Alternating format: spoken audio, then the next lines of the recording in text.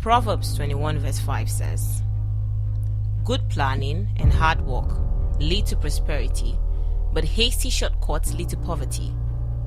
God is very particular about our finances, how we manage them, build them, increase them, and most importantly, spend our money. God has blessed us with riches, both on earth and in heavenly places, and He desires that we use them all to His glory. One of the reasons why many people are never able to get out of the rat race is their inability to manage their finances properly and end up living their lives from paycheck to paycheck, living less than whom God made them be. God created us to have dominion over the earth, but we cannot have all that control if we have no control over ourselves.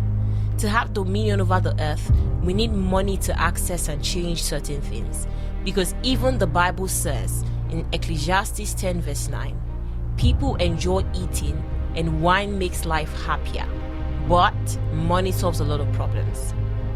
To have the money to solve our problems, we must first learn how to manage our finances, the little that God has already blessed us with, before asking Him to increase it. Number 1, budgeting. The best way to display self-control your finances is by living a budgeted life.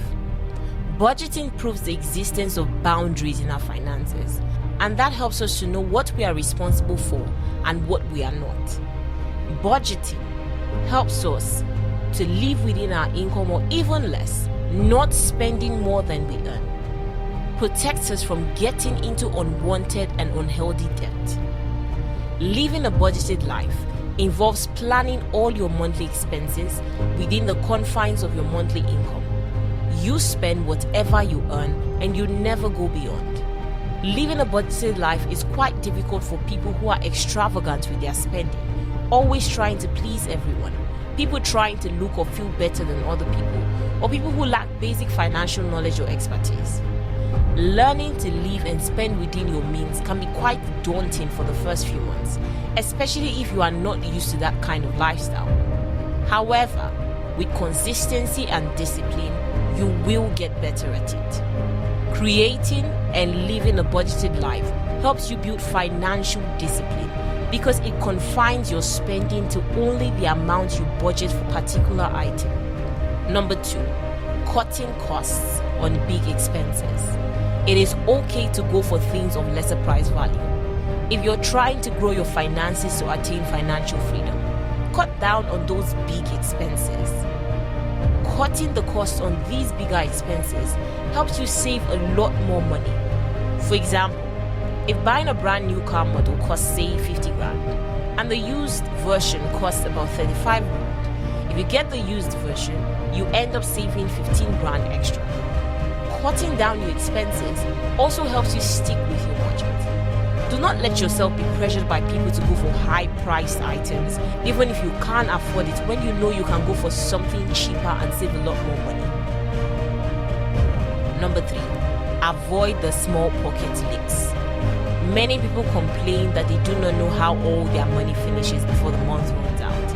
However, if they track their spending accurately, they will pinpoint where the money went to, like stopping over at Starbucks to get their favorite latte or a cup of coffee every morning, are the little pocket leaks that slowly but gradually take all their money away. A little unbudgeted stopover at your favorite restaurant to grab a snack, or a stop at the grocery store to get something that was not in the budget nor part of the plan, is the reason why many people never reach their financial goals. Building the discipline to stop roadside spending is all there is. Little things as dropping the unbudgeted huge tips for waitresses are also small pocket leaks. Track your spending, trace your pocket leaks, and find a way to avoid them. Number 4, be specific about your savings. When you start saving, be specific about what you are saving for. Are you saving for a down payment on your house? Are you saving for a new car? Are you saving to pay off your debt? What are you saving for? Be specific about your reasons. More importantly than that is to be specific about your action plans. For example, you want to save $100,000 by the end of the year. Break down your yearly saving goals into monthly, daily, and weekly saving goals. How much will you have to save a day, a week, and a month so that by the end of the year, your total savings will hit your goals? Also, what habits would you have to stop or start to build your savings? Would you have to cut down on your expenses or deny yourself some temporary pleasures to save more? Write them down. Write down your savings goal and stick to them. Number 5, avoid high interest loans. While there are some debts and loans termed as healthy, for example, a loan to start a business or a loan to make a down payment on a real estate property, there are debts and loans that you should avoid. Debts and loans that have interest higher than 5% should be avoided. Going for such loans is the fastest way to put yourself in debts that you cannot figure out how to get out of. No matter what your payback plan is, never settle for loans with more than a 5% interest rate. Else, the more money you make, the more debt you accumulate, and the harder it is for you to pay it all off. Number 6, buy assets, not liabilities. In simpler terms, assets are things that put money into your account. For example, stocks, shares, bonds, equities, real estate properties, commodities, securities, etc. While liabilities are things that take money away from your account. Examples are cars, clothes, etc. The difference is the value of assets increases over time with compound interest, which is gaining interest on the interest you already have, while the value of liabilities depreciates over time. And with the fast-changing trends in the fashion, beauty, or technological industries, it is better to invest in these industries, that is, buying some shares from different companies in the industry, than buying their short-lived products, which today is and tomorrow is gone.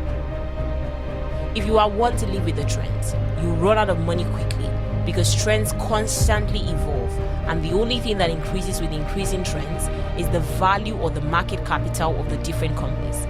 Invest rather than spending, and you will have your assets paying for your wants.